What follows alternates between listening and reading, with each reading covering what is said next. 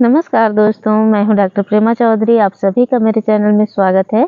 दोस्तों, मैं आपको एक बहुत ही इम्पोर्टेंट नोसोड के बारे में आज बताने जा रही हूं, जिसका नाम है इपिफाइस्ट्रीन। दोस्तों, हम अपनी क्लिनिकल प्रैक्टिस में अक्सर नोसोड्स को इग्नोर कर डालते हैं, जिसकी वजह से नतीजा ये होता है कि हमारे केसेस जो है ठीक नहीं होते।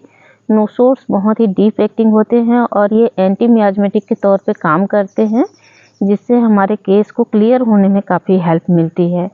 तो जहाँ आप ऐसा पाते हैं कि यूट्राइन हेमरेज जो बंद ही नहीं हो रहा है, कई बार हमने अपने क्लिनिक में इस तरह के केसेस देखे हैं कि पेशेंट जो हैं आते हैं, कई कई दिनों तक माहवारी चलती ही रहती है, बंद ही नहीं होती है।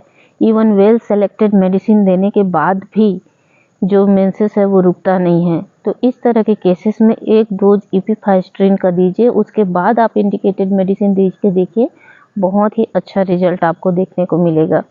ये बर्नेट्स के नोसोड्स में से एक है इपिफाइस्ट्रीन जो है, और एक ऐसे पेशेंट के हेमरेज रोकने के बाद ये निष्कर्ष निकाला था डॉक्टर बर्नेट ने, जिसको फाइब्रोमा था और साथ में यूट्राइन हेमरेज था, और हो सकता है कि उसको वो फाइब्रोमा उसका कैंसरस हो सकता था।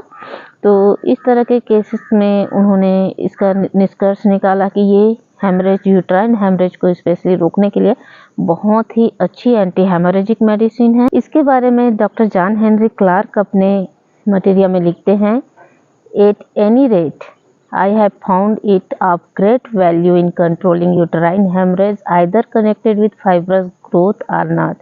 यानी चाहे कोई फाइब्रस ग्रोथ हो या ना हो, किसी भी वजह से अगर यूट्राइन हेमरेज हो रहा है, यानी बच्चेदानी से खून जा रहा है जो नहीं रुक रहा है, तो उस तरह के केसेस में आप इसके प्रयोग कर सकते हैं। और इसमें उन्होंने पाया है, इसका बहुत ज़्यादा वैल्यूएबल पाया है कि हर तरह के इस यूट्राइन हेमरेज को रोकने में ये बहुत अच्छा काम करती है। वो इसे हफ्ते में 1 या 2 बार 30 पोटेंसी या उससे ऊपर की पोटेंसीज में यूज करते थे। तो दोस्तों, आप भी इसे अपने क्लिनिकल प्रैक्टिस में यूज करके देखिए। जहाँ इस तरह के केसेस हैं, जहाँ यूट्राइन हेमरेज जो है रुक ही नहीं रहा है, ऐसी महिलाएं जिनकी माहवारी बंद ही नहीं होती हैं, प्रोलॉन्ग्ड होती हैं, कई कई दिनों तक जाती रहती हैं, जिससे वो बहुत ज़्यादा कमज़ोर हो जाती हैं। तो चाहे वो कैंसरस हो ना हो, जिसमें किसी तरह का फाइब्रस ग्रोथ हो या ना हो, अगर इस तरह का यूट्राइन ब्लीडिंग हो रहा है तो आप बेझिझक इपिफाइस्ट्रीन दे करके देखिए। ये मेडिसिन जो है कमाल करती है और ऐसे केसेस में जल्द रिजल्ट देती है और हेमरेज जो है वो रुक जाता है।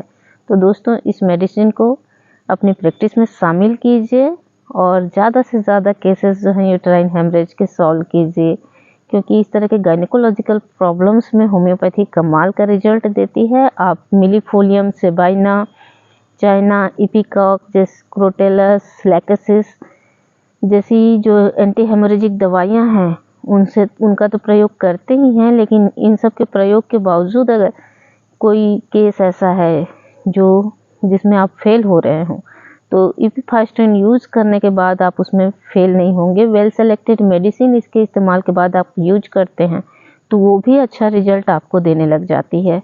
तो इस तरह से इसको अपने क्लिनिक में ज़रूर शामिल करें। आपको ये जानकारी कैसी लगी कमेंट बॉक्स में ज़रूर लिखें। अगर जानकारी अच्छी लगी है तो लाइक बटन को दबाना भी मत भूलिएगा। दोस्तों, मिलते हैं ऐसे ही और रोचक जानकारियों के साथ।